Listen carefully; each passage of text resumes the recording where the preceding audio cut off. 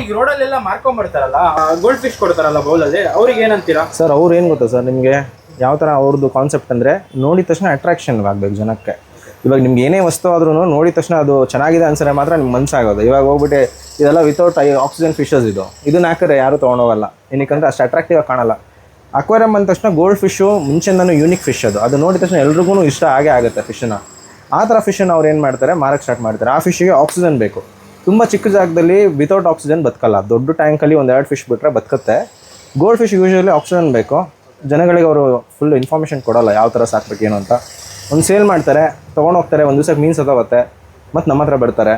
ಮತ್ತು ಅವ್ರಿಗೆ ಎಲ್ಲ ಇನ್ಫಾರ್ಮೇಷನ್ ಕೊಟ್ಟ ಮೇಲೆ ಅದಕ್ಕೊಂದು ಆಕ್ಸಿಜನ್ನು ಇಲ್ಲ ವಿತೌಟ್ ಆಕ್ಸಿಜನ್ ಫಿಶಸ್ ಈ ಥರ ಬಿಡ್ತಾರೆ. ಈಗ ವಿತೌಟ್ ಆಕ್ಸಿಜನ್ ಅಂದರೆ ಫಿಶಸ್ ಯಾವ ಥರ ಇದೆ ನಿಮ್ಮ ಹತ್ರ?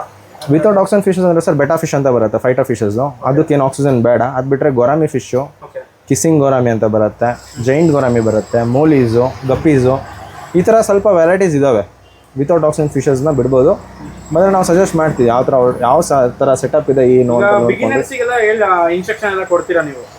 ಸೆಟಪ್ ಮಾಡಬೇಕು ಎಲ್ಲ ಥರ ಕೊಡ್ತೀವಿ ಸರ್. ಸೆಟಪ್ ಎಲ್ಲ ಥರ ನಾವು ಹೇಳ್ಕೊಡ್ತೀವಿ. ಮೇಂಟೆನೆನ್ಸ್ ಮಾಡೋದು ಒಂದೊಂದ್ಸಲಿ ಏನಾಗುತ್ತೆ, ನೀರಿಂದ ಏನಾದ್ರು ಪ್ರಾಬ್ಲಮ್ಸ್ ಆಗಿರುತ್ತೆ.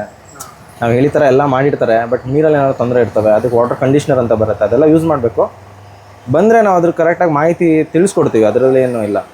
ಅವ್ರು 30 ರೂಪಾಯಿ ಮೀನು ತೊಗೊಂಡ್ರು ಕೂಡ ಅದಕ್ಕೆ ಏನು ಮಾಹಿತಿ ಬೇಕೋ ಅದನ್ನೆಲ್ಲ ಪೂರ್ತಿಯಾಗಿ ನಾವು ಮಾಹಿತಿ ಕೊಡ್ತೀವಿ. ಕರೆಂಟ್ ಇಲ್ದಿರ್ಬೇಕಾದ್ರೆ ಹಿಂಗೆ ಕರೆಂಟ್ ಇಲ್ಲ ಅಂದರೆ ಎಮರ್ಜೆನ್ಸಿ ಪಂಪ್ ಅಂತ ಬರುತ್ತೆ, ಶೆಲ್ ಯೂಸ್ ಮಾಡೋದು.